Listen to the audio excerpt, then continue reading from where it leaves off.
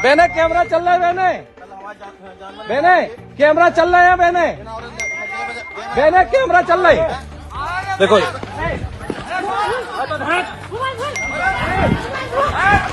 देखिए देखिए देखिए ये बहने। तो दोस्तों, बुंदेलखंड के ललितपुर से वायरल हुआ ये वीडियो अब तक आप सबके मोबाइल तक पहुंच चुका होगा और आप समझ चुके होंगे कि आज के दौर में कलम के सिपाहियों का लहू बहाना कोई नई बात नहीं है। ऐसे में सवाल ये है कि सवाल आज के इस दौर में क्या सच दिखाना गुनाह है? गौशाला में आखिर ऐसे क्या राज है? जब SC/ST एक्ट लिखाना ही था FIR में, FIR करानी ही थी, तो पत्रकार को बेरहमी से पीटा क्यों देवेंद्र को? आखिर गौशाला की बाउंड्री के अंदर क्या छिपाना चाहते थे वो लोग? वो दबंग हैं या कोई गैंग? क्योंकि आज देवेंद्र भाई हैं, कल विकास या नितिन भी हो सकते हैं। हम लोग हक की आवाज उठाते हैं, इसके बदले में हमारे घरों के रंग को लाल क्यों किया जाता है? कलम के सिपाहियों पर लाठी डंडे और बंदूकें क्यों बरसाई जाती हैं? इसको समझिए, और इसको समझने के लिए सबसे अच्छा तरीका मैं आपको बताता हूं, हमारे वरिष्ठ पत्रकार ज्ञानेंद्र शुक्ला के 2 शब्द, जिन्हें गौर करिएगा, जो ट्वीट के जरिए उन्होंने साझा किए हैं और एक दर्द साझा किया है। तो देखिए दोस्तों, वरिष्ठ पत्रकार खुद लिखते हैं कि उनके लिए बेहद चौंकाने वाला वीडियो है, इसे गौर से देखिए, फिर इस मामले को समझिए। वो लिखते हैं, ललितपुर में गिरार इलाके में डगडगी गौशाला में जो कवरेज के लिए स्थानीय पत्रकार देवेंद्र कौशिक गए थे, उन्हें घेर कर मारा पीटा गया नकाबपोशों द्वारा। हमलावरों ने डंडों से पीटा, हालात गंभीर हो गए थे, तभी पत्रकार और उनके साथियों को मेडिकल कॉलेज रेफर कर दिया गया। इस मामले में पंचायत सचिव इंद्रेश गौतम ने उल्टे देवेंद्र कौशिक को, मनोज कुशवाहा, अरविंद मिश्रा के खिलाफ जो है FIR करा दी और SC/ST एक्ट जबरन धन उगाही का मुकदमा लिखवा दिया।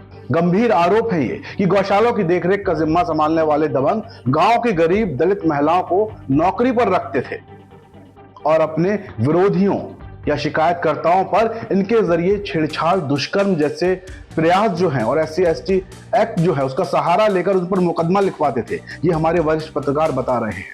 उन्होंने CMO यूपी से और यूपी सरकार से इस मामले पर संज्ञान लेने के लिए उच्च स्तरीय जांच की मांग की है, क्योंकि ये दर्द न्याय के साथ होना चाहिए।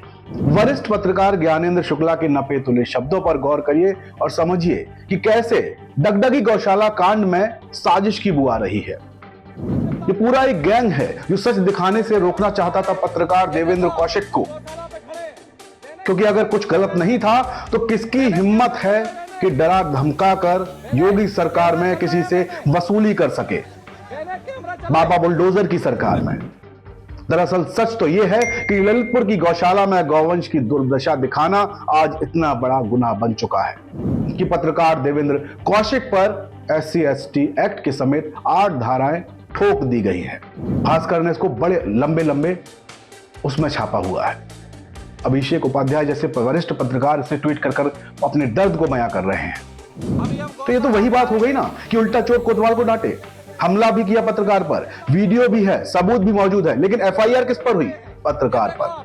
क्या महिलाओं को आगे कर हमला ये करवाया गया था ताकि बाद में वही बहाना बनकर सच की आवाज को कुचलने का लाइसेंस मिल जाए? किसको मिलने वाला था ये लाइसेंस? ये सच आना बाकी है। पत्रकार देवेंद्र कौशिक इस वक्त इलाज करवा रहे हैं। मामले में जांच कमेटी बैठ चुकी है। सोच रहे होंगे कि यार क्यों पंगा ले लिया? यार, जब गाय को माता मानने वाले देश में मां के लिए ही लड़ना सबसे बड़ा गुनाह बन जाए तो और क्या ही हो सकता है। हो सकता है कल के दिन गौशाला में सब कुछ ठीक भी मिले या किया जा चुका हो, लेकिन निरंकुशता, अनीति, अत्याचार और भ्रष्टाचार के दाग वहां से कभी नहीं मिटा पाएंगे। कम से कम इस ब्रह्मांड में तो कोई ऐसा दबंग नहीं जो ईश्वर के साक्ष्यों को, निशानों को मिटा सके। अब आप ज्यादा लोड मत लेना दोस्तों, सो जाना, क्योंकि गाय हमारी माता है और हमको आगे आप बोल लीजिएगा। क्योंकि इस गौशाला में क्या राज है जो पत्रकार वीडियो बनाने पर उस पर हमला किया जा रहा है, उसे भागना पड़ रहा है। इसका जवाब कब तक और कैसे मिलेगा ये किसी को नहीं पता। बाकी सचिव जी और प्रधान जी तो जो है ना, वो वेब सीरीज में ही अच्छे लगते हैं। आप देखते रहिए बाकायदा, क्योंकि असलियत तो आपके सामने है। और अपनी अंतरात्मा से पूछिएगा, क्योंकि इस मसले पर जो सियासत शुरू हो चुकी है उस पर बोलना मैं बेईमानी समझता हूं। बस चुप रहिए, कंबल में लिपटे रहिए, क्योंकि जब तक ये सब सामने नहीं आ जाता हम कलम के क्रांतिकारियों को तो नींद नहीं आने वाली। बाकी जय हिंद, जय भारत।